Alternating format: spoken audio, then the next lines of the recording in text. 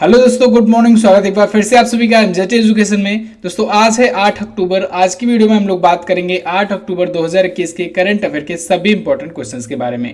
पूरी वीडियो ध्यान से देखिएगा। पूरी वीडियो बहुत ही अच्छे से डिटेल में बताई गई है। अगर वीडियो पसंद आए तो वीडियो को लाइक और शेयर जरूर कर देना। चैनल पर नए आए हो चैनल को सब्सक्राइब कर लो, बेल आइकन को प्रेस कर लो। आपकी करंट अफेयर की जो भी खोज है वो यहाँ पर कंप्लीट हो जाती है। इसके बाद से आपको कहीं और से करंट अफेयर पढ़ने की जरूरत नहीं पड़ेगी। कंप्लीट पैकेज प्रोवाइड कराया जाता है। इससे पहले कि हम लोग आगे बढ़ें दोस्तों, आपको बता दूं आज 8 अक्टूबर है और 8 अक्टूबर को होता है भारतीय वायुसेना दिवस, इंडियन एयर फोर्स डे। तो एयर फोर्स डे की आप सभी लोगों को शुभकामनाएं। भारत की वायुसेना दुनिया की चौथी सबसे बड़ी वायुसेना है। इसके बारे में हम लोग कल बहुत ही अच्छे से डिस्कस करेंगे। इस वीडियो की पीडीएफ फाइल और क्विज वगैरह सब कुछ आपको हमारे एप्लीकेशन पर मिल जाएगी। गूगल प्ले स्टोर से आप एमजेटी ऐप जरूर इंस्टॉल करें। बात करते हैं लास्ट डे के क्वेश्चंस की। लास्ट डे का हमारा पहला क्वेश्चन था 52वां टाइगर रिजर्व किसे घोषित किया गया। तो ये रामगढ़ विषधारी को घोषित किया गया है। आज मैं 53वें के बारे में बताऊंगा जो कि लेटेस्ट है। विश्व की सर्वाधिक लंबी पर्वत श्रृंखला कौन सी है? वो है एंडीज पर्वत श्रृंखला। स्वामीनाथन समिति का संबंध जनसंख्या नीति से है। भारत में आर्थिक सर्वेक्षण केंद्रीय सांख्यिकी संगठन के द्वारा या केंद्रीय सांख्यिकी ऑफिस कह सकते हैं, कार्यालय कह सकते हैं, इसके द्वारा जारी की जाती है। चलिए बात करते हैं आज के दिन के पहले क्वेश्चन की। पहला question most important questions, Bharat का 53वां टाइगर रिजर्व किसे घोषित किया गया? तो भारत में दोस्तों अब हो चुके हैं 53 यानी 53 टाइगर रिजर्व और अभी हाल ही में 53वां घोषित किया गया है गुरु घासीदास नेशनल पार्क को। गुरु घासीदास नेशनल पार्क जो है दोस्तों ये है छत्तीसगढ़ में। कहाँ पर है? छत्तीसगढ़ में। तो ये छत्तीसगढ़ का होगा दोस्तों चौथा और भारत का होगा 53वां। भारत का ये 53वां है, 53rd है और छत्तीसगढ़ का अगर बात करें केवल तो छत्तीसगढ़ का ये चौथा नेशनल टाइगर रिजर्व है। नेशनल पार्क नहीं बात करेंगे यहाँ पर हम लोग टाइगर रिजर्व की बात कर रहे हैं। ठीक है, तो देखिए यहाँ का जो ये है इसको अभी 5 अक्टूबर 2021 को जो national tiger reserve conservation authority है उसके द्वारा घोषित किया गया है। इसकी घोषणा की गई है। छत्तीसगढ़ के गुरु घासीदास नेशनल पार्क को और तामोर पिंगला वन्यजीव अभ्यारण्य को, इन दोनों को एक कर दिया गया है और इस संयुक्त क्षेत्र को टाइगर रिजर्व घोषित कर दिया गया है। क्लियर है? तो अब देखिए छत्तीसगढ़ में ये चौथा है, तो छत्तीसगढ़ के बाकी के 3 कौन से हैं? इससे पहले के 3 में है दोस्तों उदंती सीधा नदी, अचान कमार और इंद्रावती नेशनल पार्क। ठीक है, तो इससे पहले की ये 3 थे, अब हो गए हैं 4 टोटल। इससे पहले अभी मैंने आपको रामगढ़ विषधारी के बारे में बताया। रामगढ़ विषधारी जो है दोस्तों ये राजस्थान का टाइगर रिजर्व था और इसे 52वां घोषित किया गया था। ठीक है, अच्छा अगर बात करें भारत का सबसे बड़ा टाइगर रिजर्व कौन सा है तो आप बताएंगे नागार्जुन सागर टाइगर रिजर्व जो कि श्रीशैलम आंध्र प्रदेश में है। भारत का सबसे पहला या कहें सबसे पुराना टाइगर रिजर्व कौन सा है तो जिम कॉर्बेट नेशनल पार्क, जो कि ऑलरेडी भारत का सबसे पहला नेशनल पार्क भी है। 1936 में इसे नेशनल पार्क घोषित किया गया था। ठीक है, तो ये भारत का सबसे पुराना नेशनल पार्क भी है और भारत का सबसे पहला टाइगर रिजर्व भी है। देखिए नेशनल पार्क और टाइगर रिजर्व में अंतर होता है। टाइगर रिजर्व में दोस्तों टाइगर को रिजर्व करने के लिए यानी जो बाघ होते हैं उनके संरक्षण के लिए उसको खास तौर से घोषित किया जाता है। ठीक है, जहाँ पर बाघों को ज़्यादा संरक्षित किया जाता है, लेकिन नेशनल पार्क में सभी को देखा जाता है। भारत का सबसे छोटा टाइगर रिजर्व अगर पूछा जाए तो आप बताएंगे पेंच टाइगर रिजर्व। ये कहाँ पर है? मध्य प्रदेश में। मध्य प्रदेश में तो आप जानते ही हो पन्ना, पेंच, कान्हा, किसली, बांधवगढ़, संजय ये सभी हैं। ठीक है, ये सभी चीज़ें लगातार आती रहती है तो मैं आपको बताता भी रहता हूँ। इतनी चीज़ें हो गई। अच्छा अगर पूछा जाए भारत का सबसे बड़ा नेशनल पार्क कौन सा है, देखिए ये तो सबसे बड़ा टाइगर रिजर्व था। अगर सबसे बड़ा नेशनल पार्क पूछा जाए तो आप बताएंगे हेमिस नेशनल पार्क। क्या बताएंगे? हेमिस नेशनल पार्क बताएंगे, जो कि है दोस्तों लेह में, लेह लद्दाख में है। ठीक है, याद रखना इंपॉर्टेंट पॉइंट है। बात करते हैं छत्तीसगढ़ की। छत्तीसगढ़ मैप में देखिए यहाँ पर है छत्तीसगढ़। छत्तीसगढ़ की राजधानी होती है नया रायपुर। भूपेश बघेल जी यहाँ के करंट टाइम पर हैं दोस्तों सीएम और यहाँ की गवर्नर है अनसुईया उइके। प्रशांत कुमार मिश्रा जी यहाँ के करंट टाइम पर चीफ जस्टिस हैं। बूढ़ापारा झील, तालीबंद तालाब, बूढ़ा तालाब ये सभी यहाँ पर झीलें वगैरह हैं। लोक नृत्य है सुआ नृत्य, चंदेनी नृत्य। इतना क्लियर। अब छत्तीसगढ़ दोस्तों पिछले दिनों में क्यों रहा था चर्चे में, यानी कि इससे रिलेटेड करंट अफेयर के कौन कौन से पॉइंट आए थे उनका करते हैं रिवीजन।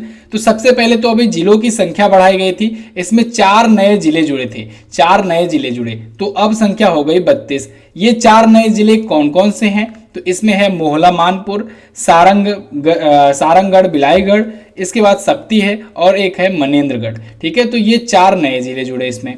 इसके अलावा दोस्तों छत्तीसगढ़ सरकार ने राजीव गांधी ग्रामीण भूमिहीन मजदूर न्याय योजना शुरू की। क्या शुरू की? राजीव गांधी ग्रामीण भूमिहीन न्याय मजदूर योजना। छत्तीसगढ़ के जो सीएम हैं भूपेश बघेल जी, इन्होंने बाजरा मिशन भी शुरू किया था। और अभी मैंने आपको बताया था कि गाय के गोबर से बिजली पैदा करने वाली जो संयंत्र है इसको भी छत्तीसगढ़ में ही स्थापित किया गया है। ठीक है, तो इतने क्वेश्चंस आपको छत्तीसगढ़ से पता होने चाहिए। अपना बॉर्डर दोस्तों ये किससे किससे शेयर करता है? यूपी से, इधर झारखंड से, इधर उड़ीसा से, इधर नीचे थोड़ा सा आंध्र प्रदेश से भी, और इधर तेलंगाना से, महाराष्ट्र से, मध्य प्रदेश से भी अपना बॉर्डर शेयर करता है। ये मध्य प्रदेश से अलग हुआ था 1 नवंबर को, 1 नवंबर सन 2000 को। ठीक है, 1 नवंबर को ये अलग हुआ था। 26वें राज्य के रूप में ये नया राज्य बना था। क्लियर है? अगला क्वेश्चन देखते हैं। किस राज्य ने भारत के पहले ई मछली बाजार ऐप फिश वाले लॉन्च किया? तो अभी हाल ही में दोस्तों असम राज्य सरकार ने लॉन्च किया है भारत का पहला ई मछली बाजार ऐप, ई फिश ऐप, जिसका नाम है फिश वाले। क्या नाम है? फिश वाले। इस ऐप पर क्या होगा? ये एक प्रकार का ई फिश मार्केट है, यानी कि इस एप्लीकेशन पर दोस्तों फिश वगैरह जो मछलियाँ होंगी वो खरीदी और बेची जा सकेंगी। तो ये खास तौर पर मछलियों के लिए बनाया गया है। और इसमें दोस्तों छोटी मछलियों से लेकर के बड़ी मछलियों तक कई प्रकार की मछलियों की खरीद और बिक्री की जाएगी। ठीक है, ये असम में तो पहला है ही, साथ ही साथ भारत में भी पहली ऐसी एप्लीकेशन है जो मछलियों के लिए खास तौर से डिज़ाइन की गई है। इसको अभी हाल ही में परिमल शुक्ला वैद्य जी ने लॉन्च किया है, जो कि मत्स्य पालन, पर्यावरण और वन उत्पाद शुल्क मंत्री हैं असम सरकार में। और इस एप्लीकेशन को बनवाने में असम सरकार ने मदद ली है aqua blue global aquaculture solutions private limited की। क्लियर? अब देखिए, अब असम आया है तो असम से भी हम लोग रिवीजन कर लेते हैं। तो असम में अभी देखिए, अभी मैंने आपको बताया था ना कि कल की वीडियो में कि हमारे जो वाइस प्रेसिडेंट हैं वह एम वेंकैया नायडू जी, तो एम वेंकैया नायडू जी ने दोस्तों असम के जो पहले सीएम थे, असम के पहले सीएम थे गोपीनाथ बारदोलई, उनकी स्मृति में जो दिया जाने वाला अवार्ड होता है गोपीनाथ बारदोलई पुरस्कार, वो दिया। इसके अलावा दोस्तों असम अभी चर्चे में आया था कि इसने भूमि रिकॉर्ड के लिए मिशन वसुंधरा शुरू किया है। क्या? मिशन वसुंधरा। इसके अलावा दोस्तों असम की जुडीमा शराब को अभी जीआई टैग मिला था। जब राजस्थान की सोजत मेहंदी को मिला था तब यहाँ पर भी मिला था असम को भी। असम ने अभी एक चाय पार्क की स्थापना की है। चाय पार्क ये असम सरकार के द्वारा 6 गांव जो कि कामरूप जिले में है वहाँ पर स्थापित किया गया था। क्लियर है? और अभी वहाँ पर नए सीएम बने हैं दोस्तों। कौन? हेमंत बिस्वा शर्मा। इनके बारे में तो आप जानते ही हो। क्लियर? चलिए अगला क्वेश्चन देखते हैं। साहित्य के क्षेत्र में नोबेल पुरस्कार 2021 किसे दिया जाएगा? तो ये दिया जाएगा अब्दुल रज़ाक गुरनाह को। ये नोबेल प्राइज पाएंगे लिटरेचर में। ठीक है, लिटरेचर में भी अब घोषणा हो चुकी है। इससे पहले 3 सेक्टर में घोषणा हुई और ये है चौथा सेक्टर। ठीक है, अभी 2 और बाकी हैं। तो फिलहाल देखिए ये अब्दुल रज़ाक गुरनाह जी ये रहे इमेज में। ठीक है, ये कहाँ के हैं? ये तंजानिया के हैं। बहुत ही फेमस ये उपन्यासकार हैं। हालांकि अभी ये वर्तमान में यूके में रहने लगे हैं, लेकिन फिलहाल ये तंजानिया के रहने वाले हैं। अंग्रेजी में लिखा करते हैं और इनका बहुत ही फेमस था उपन्यास एक पैराडाइज को दोस्तों 1994 में बुकर पुरस्कार के लिए भी चुना गया था। क्लियर? तो इनको स्वीडिश एकेडमी स्टॉकहोम के द्वारा दिया जाएगा ये अवार्ड।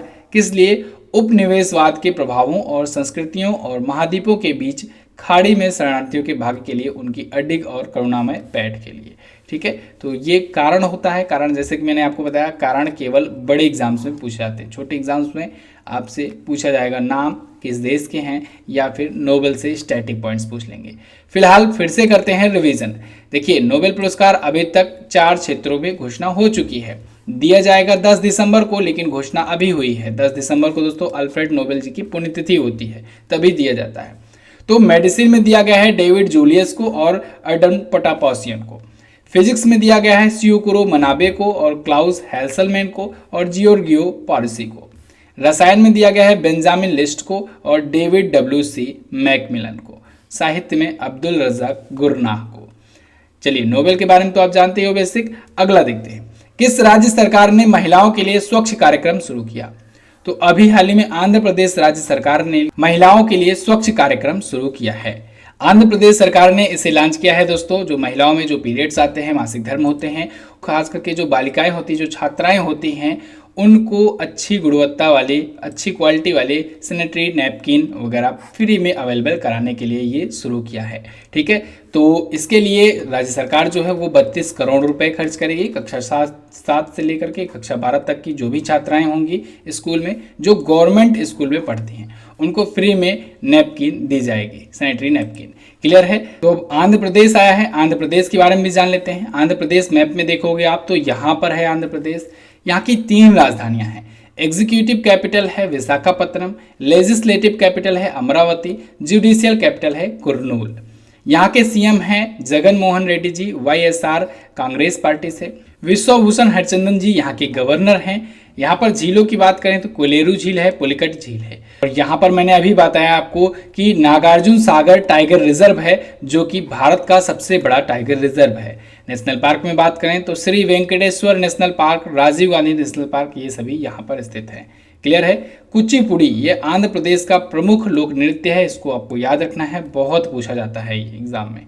ठीक है। आंध्र प्रदेश अपना बॉर्डर किससे किससे शेयर कर रहा है? ये अपना बॉर्डर ओडिशा से शेयर करता है, तेलंगाना से। इसके अलावा दोस्तों छत्तीसगढ़ से शेयर करता है, कर्नाटका से शेयर करता है और तमिलनाडु से भी शेयर करता है अपना बॉर्डर।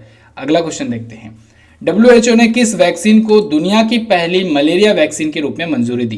तो WHO ने अभी हाल ही में मॉस्क्यूरिक्स को दोस्तों दुनिया की पहली मलेरिया वैक्सीन के रूप में मंजूरी दे दी है। जी हाँ, मलेरिया की भी वैक्सीन आ गई है और अभी ये मलेरिया की पहली वैक्सीन है दुनिया की। तो WHO ने इसकी मंजूरी दे दी है। WHO यानी कि वर्ल्ड हेल्थ ऑर्गेनाइजेशन। इस वैक्सीन को बनाया किसने है? इसको बनाया है दोस्तों GSK ने। GSK कंपनी आप जरूर सुने होंगे। विक्स जो आप देखते हो, यूज करते हो, विक्स की गोली, ये GSK का ही है। GSK का फुल फॉर्म होता है ग्लेन स्मिथ क्लाइन। तो इसी कंपनी के द्वारा, ये एक ब्रिटिश कंपनी है, तो इसी कंपनी के द्वारा दोस्तों ये मॉस्क्यूरिक्स नाम का एक वैक्सीन तैयार किया गया है, जो कि मलेरिया की दुनिया की पहली वैक्सीन है। ये वैक्सीन जो होती है ये प्लाज्मोडियम फाल्सीफेरम पर काम करती है, जो कि दोस्तों ये प्रोटोजोआ का ही टाइप है। आपको प्लाज्मोडियम जरूर नाम याद होगा। मलेरिया की ये प्रोटोजोआ का नाम होता है।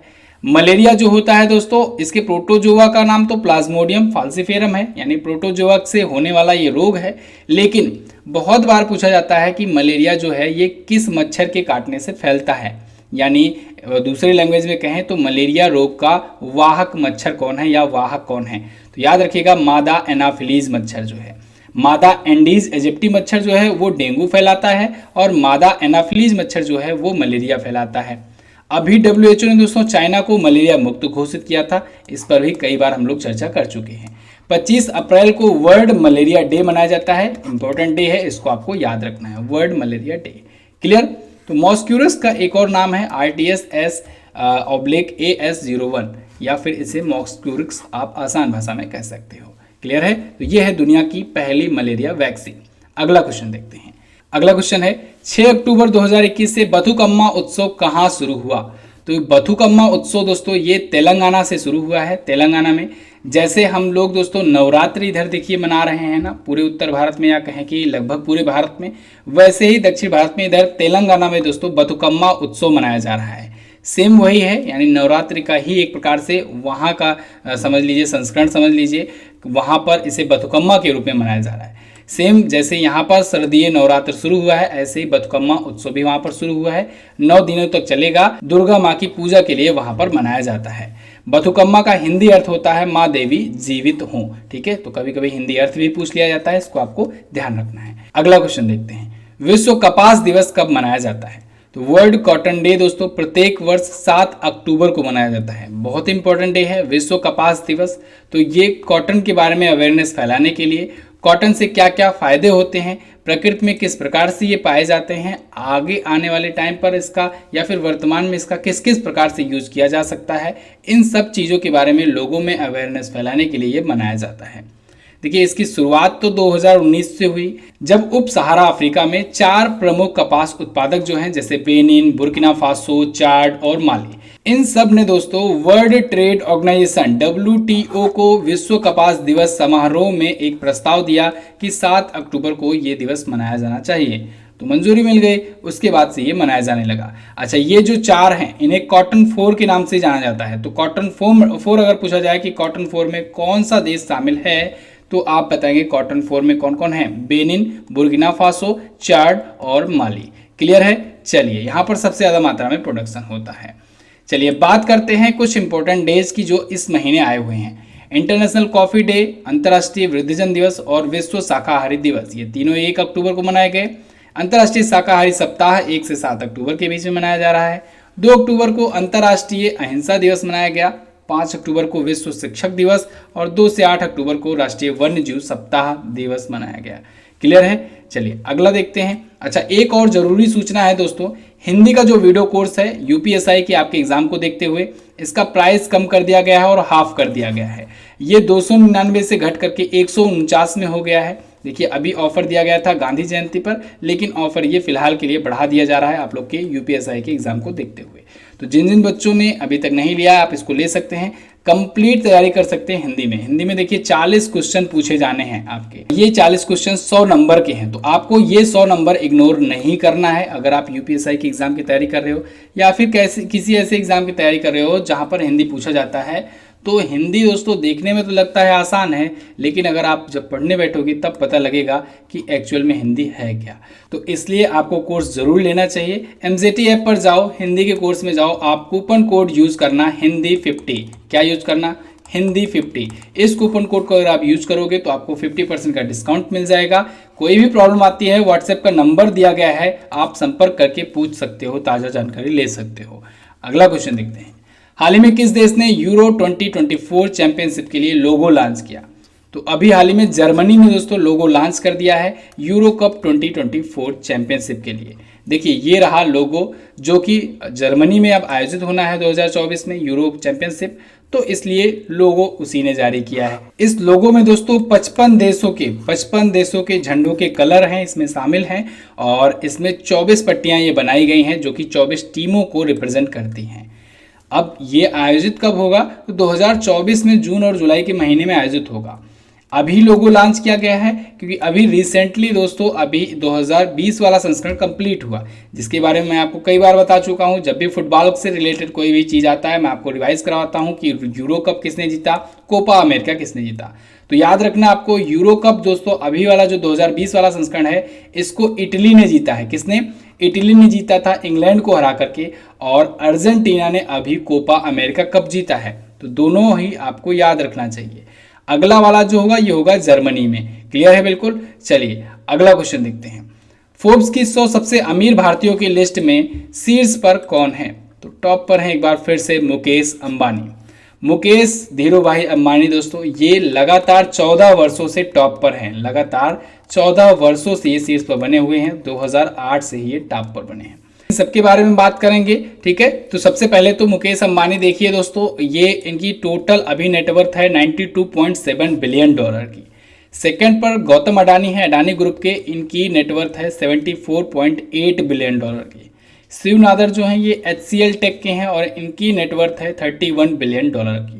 शिव नादर से आपको कुछ याद आया? अभी इनको एक अवार्ड मिला था। शिव नादर को और मल्लिका श्रीनिवासन को अभी ग्लोबल लीडरशिप अवार्ड 2021 से सम्मानित किया गया था। अभी मैंने आपको बताया था ना परसों या नरसों की वीडियो में, ठीक है। तो ये भी आपको याद रखना चाहिए। तो 2008 से 14वें वर्ष लगातार टॉप पर बने हुए हैं। भारत के टॉप सबसे अमीर व्यक्ति हैं मुकेश अंबानी, रिलायंस इंडस्ट्रीज के चेयरमैन। अगला क्वेश्चन देखते हैं, वही एशिया के भी सबसे अमीर व्यक्ति हैं, ठीक है। अगला क्वेश्चन है, पेरू में आयोजित हो रहे ISSF जूनियर चैंपियनशिप में ऐश्वर्य प्रताप सिंह ने किस इवेंट में गोल्ड जीता? तो इन्होंने अभी हाल ही में 50 मीटर एयर राइफल्स में जीता है गोल्ड मेडल। किसने? ऐश्वर्य प्रताप सिंह तोमर ने। इमेज देख लीजिए, ये हैं ऐश्वर्य प्रताप सिंह तोमर। तो जूनियर वर्ल्ड चैंपियनशिप में जो कि ISSF के द्वारा आयोजित कराया गया, इसमें इन्होंने गोल्ड जीता हुआ है। ये पेरू के लीमा में आयोजित किया गया था। अच्छा, इन्होंने 50 मीटर राइफल थ्रो में दोस्तों जूनियर लेवल में वर्ल्ड रिकॉर्ड भी बना दिया है।